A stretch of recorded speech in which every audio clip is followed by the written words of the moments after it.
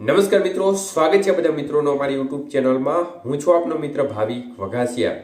તો મિત્રો, ખાસ કરીને આ વિડીયોના માધ્યમથી આપણે વાત કરવાની છે કપાસ અંગે સીસીપીસી દ્વારા મોટો અંદાજ રજૂ કરવામાં આવ્યો છે।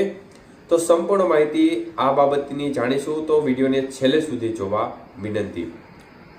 તો મિત્રો, ખાસ કરીને વરસાદની સ્થિતિ એકંદરે આ વખતે ભારતના મોટાભાગના રાજ્યોમાં સારી રહી છે અને સાનુકૂળ વરસાદની પરિસ્થિતિ હોવા છતાં પણ જે ગત વર્ષે વાવેતર હતું તેના કરતાં આ વખતે કપાસનું વાવેતર છે તેમાં નોંધપાત્ર રીતે ઘટાડો થયો હતો।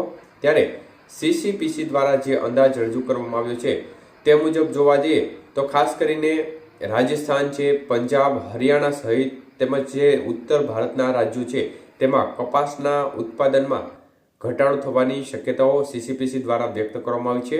તો સાથે સાથે ગુજરાત, મધ્યપ્રદેશ અને મહારાષ્ટ્રના ભાગોમાં પણ ગત સાલ કરતાં ઉત્પાદન ઘટવાની ધારણા તેમણે વ્યક્ત કરી છે। જ્યારે ખાસ કરીને કર્ણાટક, આંધ્રપ્રદેશ, તમિલનાડુ અને દક્ષિણના રાજ્યોમાં પણ નજીવો ઘટાડો થાય તેવી સંભાવનાઓ તેમણે વ્યક્ત કરી છે। તો મિત્રો, ખાસ કરીને સીસીપીસીના અંદાજ મુજબ આ વખતે ઉત્પાદનની વાત કરીએ તો તેમના અનુમાન મુજબ 299 લાખ ગાંસડી કપાસનું ઉત્પાદન થવાની સંભાવના વ્યક્ત કરી છે। તો એક ગાંસડીમાં 170 કિલો કપાસ હોય છે, તો તે મુજબ 299 લાખ ગાંસડી કપાસના ઉત્પાદનનું અનુમાન રજૂ કરવામાં આવ્યું છે, જે ગયા વર્ષે તેના કરતાં થોડું વધુ હતું। તો કોટન કોર્પોરેશન ઓફ ઇન્ડિયા દ્વારા 302 લાખ ગાંસડી ઉત્પાદનનો અંદાજ રજૂ કરવામાં આવ્યો છે અને ખાસ કરીને ગત વર્ષે જે સ્થિતિ જોવા જઈએ તો એના કરતાં આ વખતે વાવેતરમાં પણ ઘટાડો થયો છે, ઉત્પાદનમાં પણ ઘટાડો જોવા મળી રહ્યો છે, પરંતુ એની સામે સ્થિતિ એવી છે કે બજારમાં ખાસ કોઈ મોટી મૂવમેન્ટ જોવા નથી મળી રહી, કોઈ મોટો સુધારો જોવા મળી રહ્યો નથી, જેને પરિણામે ખેડૂતોને કોઈ લાભ મળે।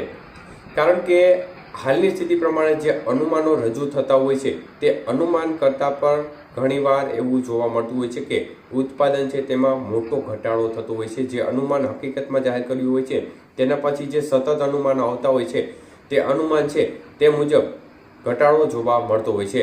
તો આ વખતે જે સીસીપીસી દ્વારા જે અનુમાન એટલે કે કપાસ ઉત્પાદક અને વપરાશકર્તા સમિતિ દ્વારા જે અનુમાન રજૂ કરવામાં આવ્યું છે તેમાં આ વખતે ઉત્પાદન ઘટવાની શક્યતાઓ તેમણે વ્યક્ત કરી છે। ગત વર્ષે પણ 326 લાખ ગાંસડીના ઉત્પાદનની ધારણા હતી, તેની સામે 313 લાખ ગાંસડીનું ઉત્પાદન થયું હતું, મતલબ કે 13 લાખ ગાંસડી જેટલો ઘટાડો જોવા મળ્યો હતો। તો મિત્રો, ખાસ કરીને હાલની સ્થિતિ પ્રમાણે જોવા જઈએ તો ભારતનો કપાસ છે તે બીજા દેશોના કપાસ કરતાં થોડો મોંઘો હોવાને કારણે આપણા નિકાસ વેપારો થોડા મંદ જોવા મળી રહ્યા છે, જેને કારણે આપણી બજારને કોઈ ખાસ નિકાસ વેપારનો મોટો સપોર્ટ મળી રહ્યો નથી, જેને પરિણામે આપણી બજાર એકંદરે સુસ્ત જોવા મળી રહી છે અને ખાસ કોઈ મોટો સપોર્ટ મળે તો આગામી સમયમાં બજાર હજી પણ સુધરી શકે છે। જોકે સપોર્ટ મળે તોની વાત છે, હાલ આપણો કપાસ મોંઘો પડતો હોવાને કારણે બીજા દેશોમાંથી ખરીદીનું પ્રમાણ આપણા દેશ કરતાં વધુ જોવા મળી રહ્યું છે।